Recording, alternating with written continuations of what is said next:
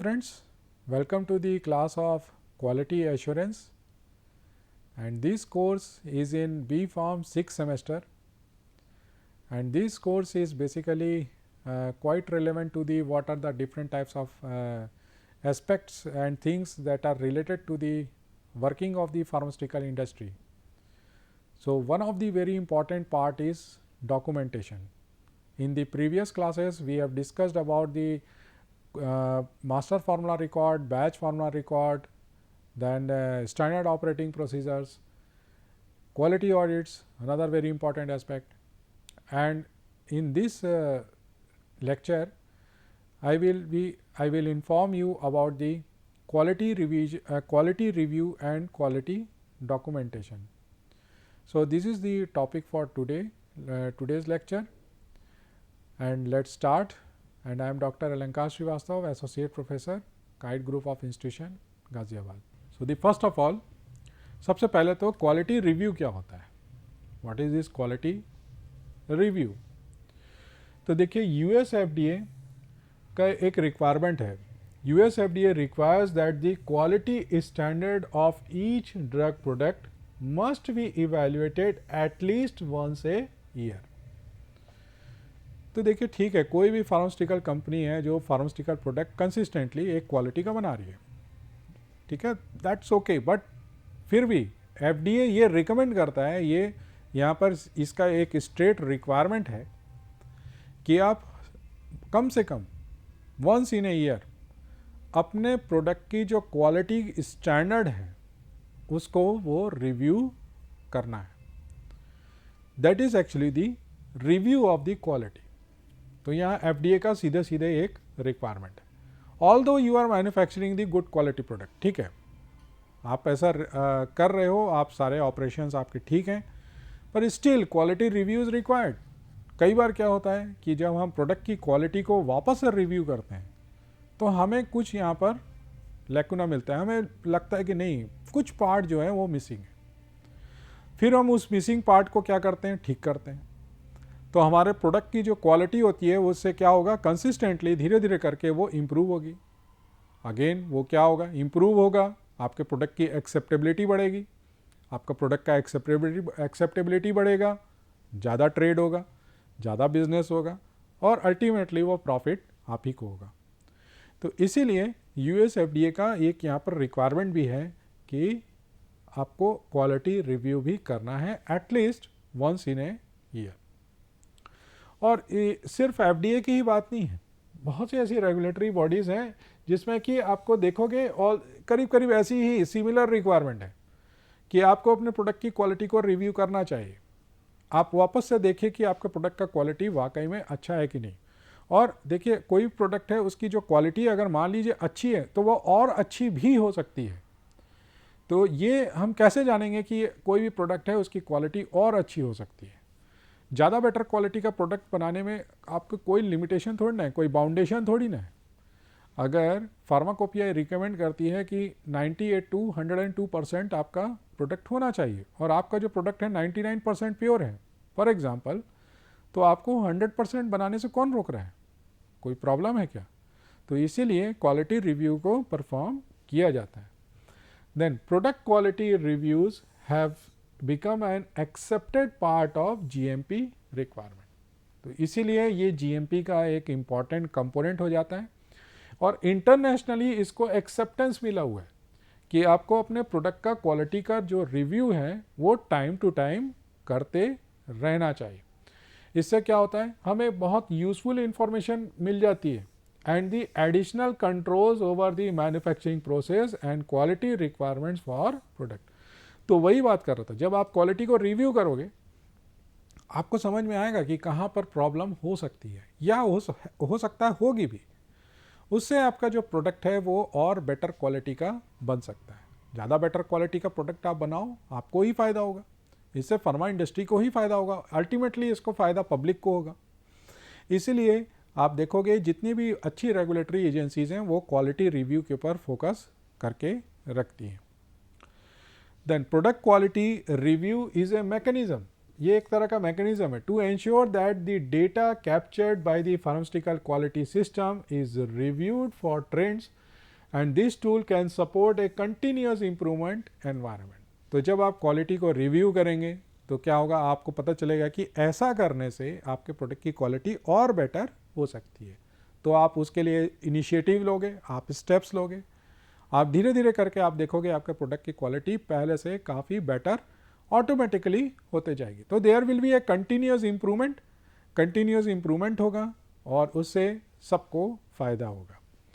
तो प्रोडक्ट का quality review is design for the purpose of identifying and implementing recommendation for required improvement.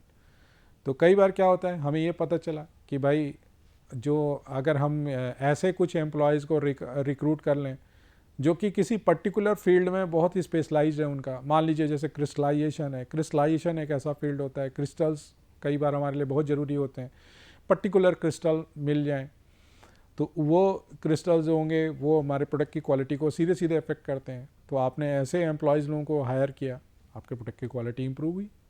ठीक है, तो इसीलिए कंटिन्यूअस इम्प्रूवमेंट के लिए, रिकमेंडेशन के लिए इस क्वालिटी रिव्यू को एक्चुअली में परफॉर्म किया जाता है। देन ऑब्जेक्टिव क्या हुआ इस PQR का, प्रोडक्ट क्वालिटी रिव्यू का? First of all verifying the consistency of the existing manufacturing process. आपका जो एग्जिस्टिंग मैन्युफैक्चरिंग प्रोसेस है वो किस हद तक कंसिस्टेंटली परफॉर्म कर रहा है। मान लीजिए कि आपका जो मैन्युफैक्चरिंग प्रोसेस है वो एक दिन तो ठीक काम करता है, अगले दिन थोड़ा सा गड़बड़ होती है, तीसरे दिन फिर आपका ठीक होता है, चौथे दिन फिर कुछ प्रॉब्लम होती है। तो ये हमें जो ट्रेंड है वो कैसे पता चलेगा? क्वालिटी रिव्यूज़ पता चलेगा। ऑल्दो ठीक है वो आप रेगुलेटरी रिक्वायरमेंट को आप फुलफिल कर रहे हो, प्रॉब्लम का मतलब इतना बड़ा प्रॉब्लम नहीं हो रहा है कि वो आपका प्रोडक्ट फेल हो जाए, लेकिन फिर भी प्रॉब्लम इज़ देयर। तो ये जो कंसिस्टेंसी है ये हमको कैसे पता चलेगी? क्वालिटी रिव्यूज़ पता चलेगी। जब आप रिव्यू करोगे तो आप क्या करोगे, आप ट्रेंड भी देखोगे कि आपका प्रोडक्ट जो है वो किस तरह से जा रहा है। तब आपको समझ में आएगा कि क्वालिटी में कहाँ पर प्रॉब्लम है और कहाँ पर एक्चुअल इम्प्रूवमेंट का चांस है। So this is the thing. Then verify the appropriateness of the current specifications for both starting material and finished product. तो starting material जो होगा वो finished product होगा, इन सब चीज़ों का जो specifications हैं वो properly maintained हो भी रहे हैं या नहीं हो रहे। ठीक है, तो that is also one of the important objective of this quality review. Then highlight any adverse quality trends. कोई आपका क्वालिटी ट्रेंड है वो हाईलाइट हो रहा है, जैसे मान लीजिए कि आपने जब ट्रेंड को चेक किया तो आपको पता चलता है कि हर महीने आपका एक बैच जो होता है वो फेल हो जाता है। तो ये कोई बैच जो फेल हो रहा है उसका जो लॉस है वो तो आप ही को हो रहा है ना। तो इसका मतलब क्या हुआ कि कहीं ना कहीं डिफेक्ट है, कोई ना कोई इम्प्रूवमेंट का चांस है। तो इस इम्प्रूवमेंट को आप यहाँ पर इम्प्रूव करोगे तो आप ये क्या करोगे, अब आपका पहले क्या हो रहा था कि मान लीजिए कि महीने में एक बैच फेल हो रहा था, अब क्या होने लगा कि अब आपका 6 महीने में एक बैच फेल होता है। हालांकि बैच फेल होना अगेन वो कोई अच्छी बात नहीं है, पर फिर भी आपने यहाँ पर इम्प्रूवमेंट तो किया ना।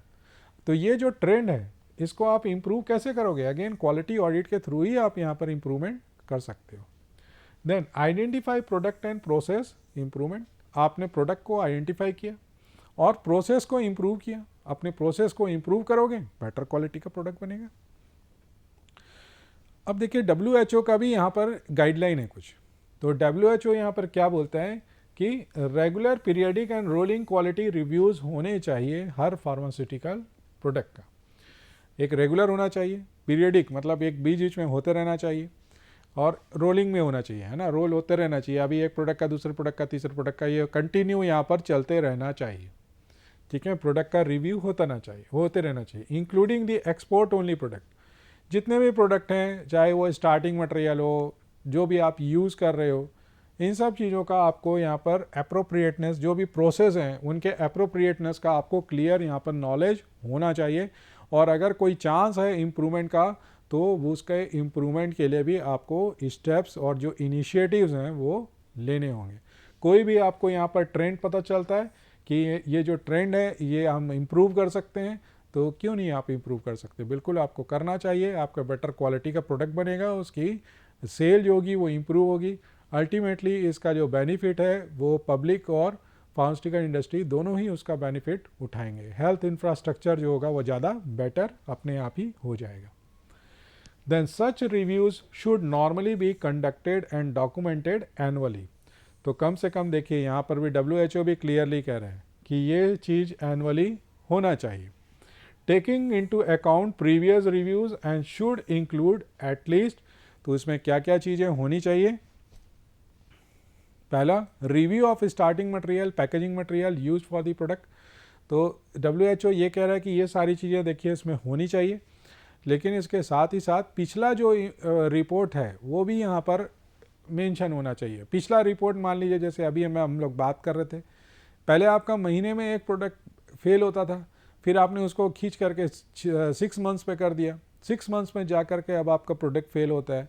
तो उस 6 मंथ्स की जो आपकी रिपोर्ट बनी, उसके बाद फिर नेक्स्ट आपने जब इम्प्रूवमेंट किया तो ये जो टाइम है ये आपका ईयरली हो गया। अब आपका पर ईयर आपका एक बैच फेल होता है।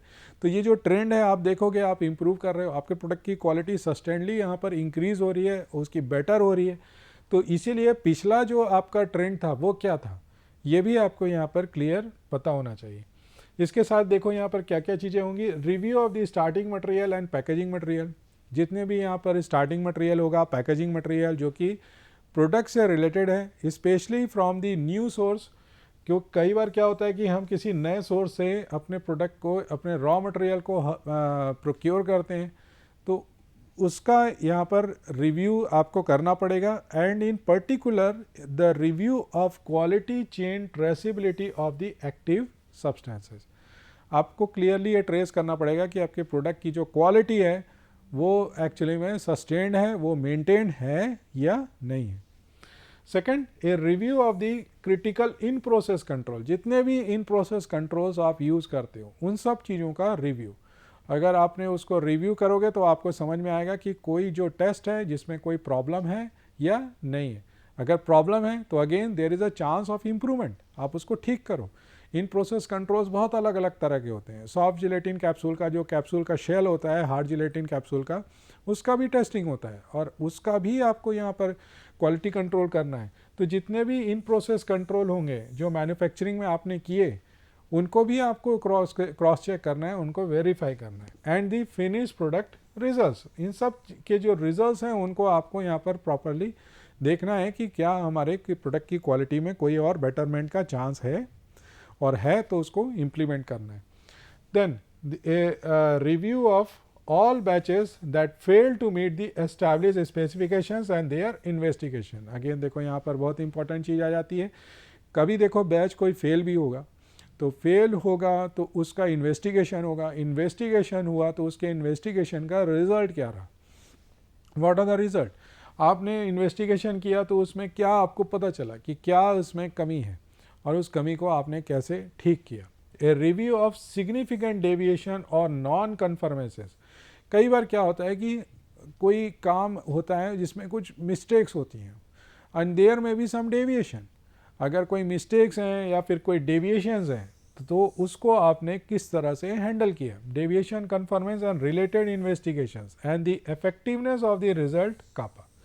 आपने करेक्टिव एंड प्रिवेंटिव जो एक्शंस थे वो जो लिए हैं उनकी इफेक्टिवनेस कितनी हुई। आपने एम्प्लॉय को ट्रेन कर दिया ताकि मिस्टेक्स ना हो, तो मिस्टेक्स आपकी दोबारा होनी बंद हो गई। ये यहाँ पर आपको क्लियरली पता होना चाहिए कि मिस्टेक्स अब नहीं हो रही है, आपके प्रोडक्ट के जो बैचेस हैं वो फेल नहीं हो रहे। Then a review of all changes made to the processes और एनालिटिकल मेथड्स। ठीक है, तो ये सारी चीज़ें होंगी, जितने भी चेंजेस आपने प्रोसेसेस के किए या एनालिटिकल मेथड्स में आपने कोई चेंज किया है, ये सब आपने यहाँ पर प्रॉपरली डॉक्यूमेंट कर लिया है। Then a review of dossier variations. जो डोजियर्स हैं उनके जो वेरिएशंस हैं, अलग अलग तरह के जो डोजियर्स होते हैं उनको, उनमें जो क्या आपने कुछ वेरिएशंस किए हैं दैट आर सबमिटेड, ग्रांटेड और रिफ्यूज्ड। कई बार क्या होता है कि हमने डोजियर सबमिट किया और वो उसको रिफ्यूज़ कर दिया जाता है रेगुलेटरी एजेंसी से। क्यों? ऑब्वियसली उसके पीछे कोई रीज़न होगा। अब रीज़न है तो वो रीज़न क्या था ये भी आपको यहाँ पर उसको रिव्यू करना पड़ेगा कि भाई आप कोई रिफ्यूज़ किया गया है तो उसके पीछे रीज़न क्या था और उसके लिए हम क्या कर सकते हैं। मे बी हम अपने प्रोडक्ट को कुछ ऐसा करें कि वो इम्प्रूव हो और रेगुलेटरी एजेंसी उसको एक्सेप्ट करे, और एक्सेप्टेंस करने के बाद आपके प्रोडक्ट का जो क्वालिटी है उसमें डेफिनेटली एक इम्प्रूवमेंट आएगा. Then a review of the results of the stability monitoring program and any adverse trend. अब कई हम लोग जो फॉर्मुलेशंस होते हैं उनकी स्टेबिलिटी टेस्टिंग करते हैं, तो स्टेबिलिटी टेस्टिंग में भी हमें ये क्लियरली पता होना चाहिए कि इसमें कोई एडवर्स इवेंट्स तो हमें पता नहीं चल रहे हैं. जब स्टेबिलिटी टेस्टिंग हम कर रहे हैं और हमें ये पता चल रहा है कि मान लीजिए कि जो ड्रग है वो उसका ऑक्सीडेशन अगर काफ़ी तेज़ी से हो रहा है, तो सीधी बात है कि आपको अपने ड्रग आपको प्रोडक्ट को ऑक्सीडेशन से बचाना है, तो आपको ऐसे मेजर्स यूज़ करने पड़ेंगे कि वो ऑक्सीजन के कांटेक्ट में कम से कम आए. तो इससे क्या होगा, आपके प्रोडक्ट की क्वालिटी बेटर होगी, इम्प्रूव होगी, और प्रोडक्ट की क्वालिटी बेटर होगी. अगेन आपने यहाँ पर क्वालिटी रिव्यू के थ्रू अपने प्रोडक्ट को इम्प्रूव कर लिया. तो कई बार क्या, ये हमें कैसे पता चलेगा कि कोई भी जो ड्रग है वो स्टेबल कैसी है, किस तरह से है. अगेन उसके लिए हमें स्टेबिलिटी मॉनिटरिंग प्रोग्राम होगा और स्टेबिलिटी मॉनिटरिंग प्रोग्राम के थ्रू ही आपको ये चीज़ पता चलेगी. तो इसको भी यहाँ पर रिव्यू के लिए यूज़ किया जाता है, इसका जो डेटा होता है. Then a review of all quality related returns. कई बार क्या होता है कि इंस्पाइट ऑफ बेस्ट एफर्ट कि जो प्रोडक्ट होता है वो मार्केट से रिटर्न वापस आ जाता है.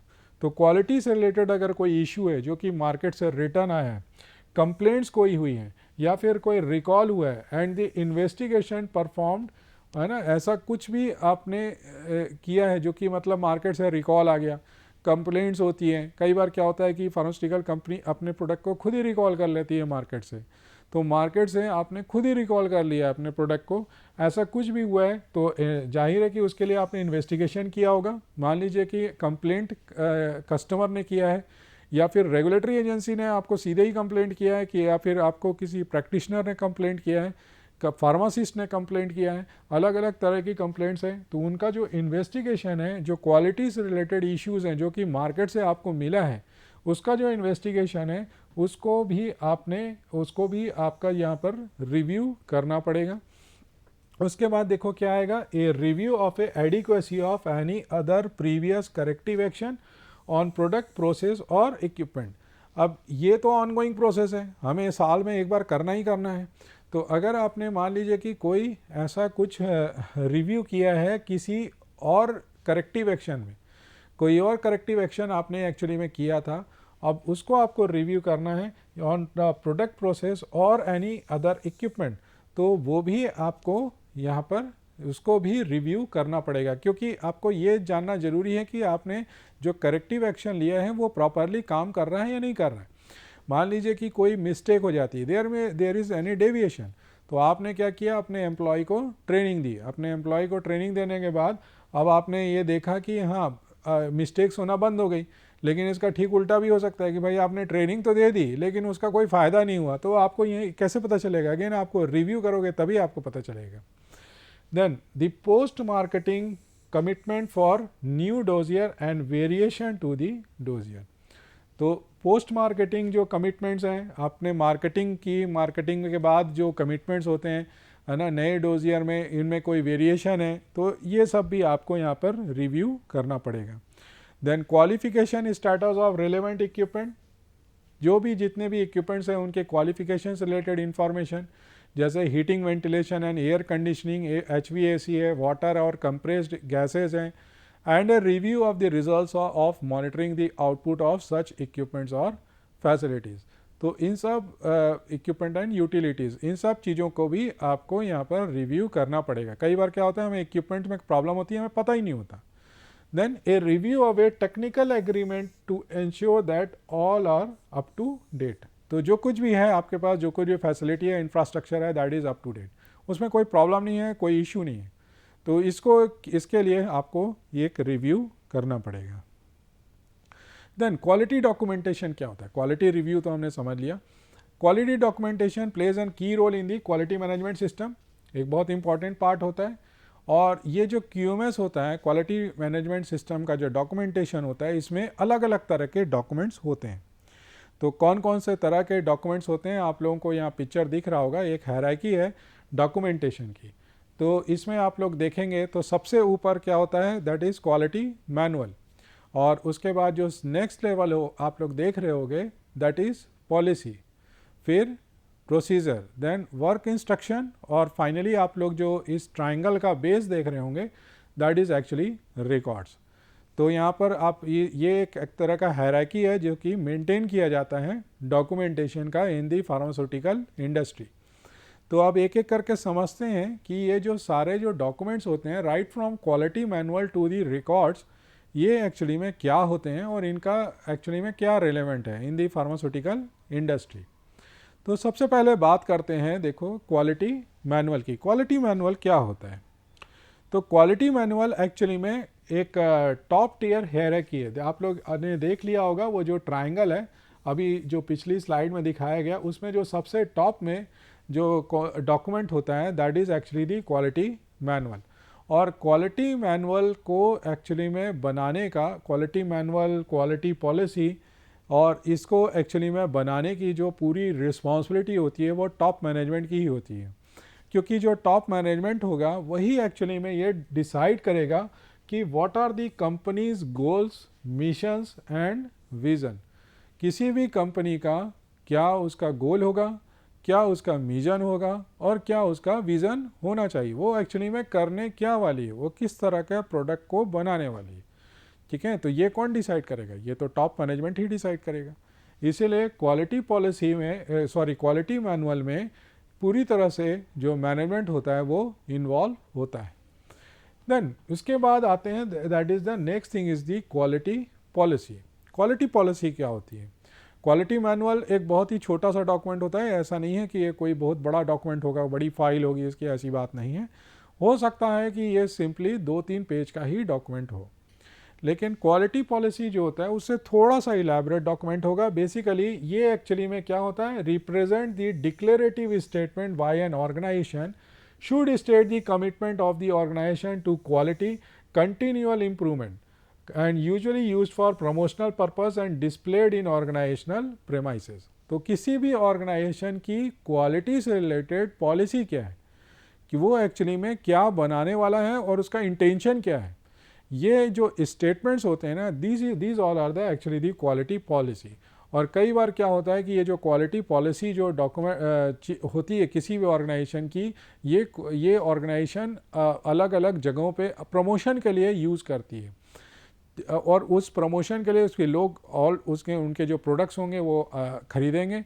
जैसे कोई प्रोडक्ट है जो कंपनी है जो कह रही है कि हमारा प्रोडक्ट का क्वालिटी ऐसा है कि वो ख़राब हो ही नहीं सकता, आपको प्रोडक्ट ख़राब मिल ही नहीं सकता, तो लोग ऑटोमेटिकली उसके प्रोडक्ट को ज़्यादा खरीदने की कोशिश करेंगे, अट्रैक्ट होंगे क्योंकि उसका प्रोडक्ट ख़राब नहीं है। तो ये जो क्या है quality policy, again this will be decided by the management. तो क्वालिटी पॉलिसी एक्चुअली में ये शो करता है एक तरह के जो डिक्लेरेटिव स्टेटमेंट्स होते हैं, और ये एक्चुअली में कमिटमेंट शो करते हैं किसी भी ऑर्गेनाइजेशन का कि वो एक्चुअली में करने क्या वाले हैं।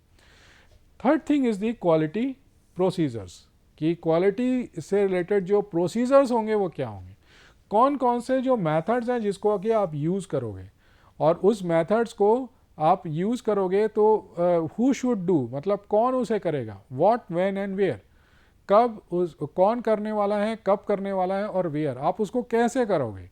ठीक है, तो आपको अगर प्रोडक्ट गाजियाबाद में बनाना है या फिर आपको लखनऊ में बनाना है तो आप उसको कहाँ बनाओगे और कहाँ उसको सेल करोगे, ये क्वालिटी प्रोसीजर है। ये पूरी तरह से आप यहाँ पर डिस्क्राइब करोगे कि आप अपने काम को कैसे एग्जीक्यूट करने वाले हो। तो that are actually the quality procedures. ठीक है, तो what are the methods to be used, who should be, then what, when and where, ये सब चीज़ों के यहाँ पर जो क्वेश्चंस हैं उनके यहाँ पर क्लियर आंसर्स होते हैं। इसके बाद आता है देखो वर्क इंस्ट्रक्शंस। तो वर्क इंस्ट्रक्शंस क्या होते हैं?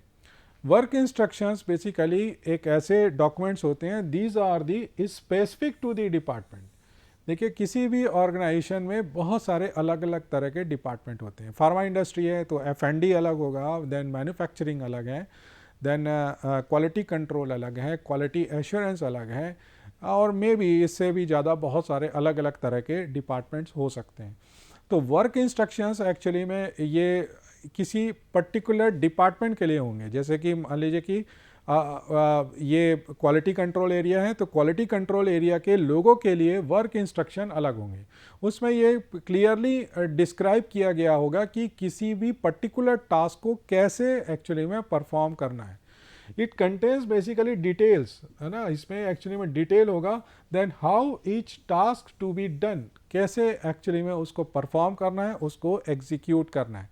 और इसके लिए जो वर्क इंस्ट्रक्शंस होते हैं वो थोड़े ज़्यादा डिटेल में होंगे। इसमें एक्चुअली में क्या होगा, detail instructions are there, detail instructions are given and may include diagrams, job sheets etcetera and generally represented by the SOPs. तो जो एसओपीज होती हैं, अभी हमने पिछले लेक्चर में भी पढ़ा था, एसओपीज जो होती हैं वो क्या होती हैं, वो क्लियर इंस्ट्रक्शन होती हैं। तो इंस्ट्रक्शन क्या देती हैं, वो डिटेल इंस्ट्रक्शंस होते हैं कि किसी भी पर्टिकुलर टास्क को कैसे एग्जीक्यूट करना है, कैसे परफॉर्म करना है। So this is actually the work instructions. तो ये वर्क इंस्ट्रक्शंस हो गए। तो ये हमारे जो हायरार्की आपने देख रहा होगा उसमें ये सेकंड लास्ट पोजीशन पे आते हैं। अब देखिए क्वालिटी मैनुअल बन गया, क्वालिटी पॉलिसी बन गई, फिर उसके बाद फिर जो थर्ड था दैट इज़ क्वालिटी प्रोसीजर्स आपने इस्टेब्लिश कर लिए। उसके बाद वर्क इंस्ट्रक्शंस आपने बना लिए, एसओपीज बना लिया, यानी कि आपने एक जो मेन जो डॉक्यूमेंटेशन है उसकी जो रिक्वायरमेंट है वो आपने पूरी कर ली। उसके बाद क्या होगा कि वर्क एग्जीक्यूट होगा। वर्क जब एग्जीक्यूट होना स्टार्ट होगा तो ऑब्वियसली आपको रिकॉर्ड्स की ज़रूरत पड़ेगी। और रिकॉर्ड्स इसीलिए आपने देखा होगा कि उस हायरार्की में सबसे नीचे वाले जो पोर्शन पे आपने रिकॉर्ड्स को देखा होगा। तो ये रिकॉर्ड क्या है, बेसिकली एविडेंट डॉक्यूमेंट है, ये एविडेंस है किसी भी काम एक्चुअली में आपका हुआ या नहीं हुआ, वो आप कैसे शो करोगे, आप रिकॉर्ड्स ही दिखाओगे ना, आप क्वालिटी मैनुअल तो नहीं शो कर सकते। इसीलिए records are the actually the evidence documents that prove that the quality policy procedures and work instructions have been actually implemented and as directed, including इसमें क्या क्या चीज़ें आ जाएगी, देखो बीएमआर है, क्यूसी टेस्ट है, देन वैलिडेशन डॉक्यूमेंट है। तो ये सब चीज़ें देखिए रिकॉर्ड्स में आ जाती हैं। कोई भी रेगुलेटरी एजेंसी आएगी तो इंस्पेक्शन करेगी तो वो ज़्यादातर क्या देखेंगे, वो रिकॉर्ड्स ही चेक करेंगे ना। तो इसीलिए रिकॉर्ड्स यहाँ पर एक फंडामेंटल जो बेस होता है उसको तैयार करते हैं। So this is all about the hierarchy of the any these quality documents, and this is all about today's lecture. Hope you all have liked this video. So thank you friends. Jai Hind, Jai Bharat.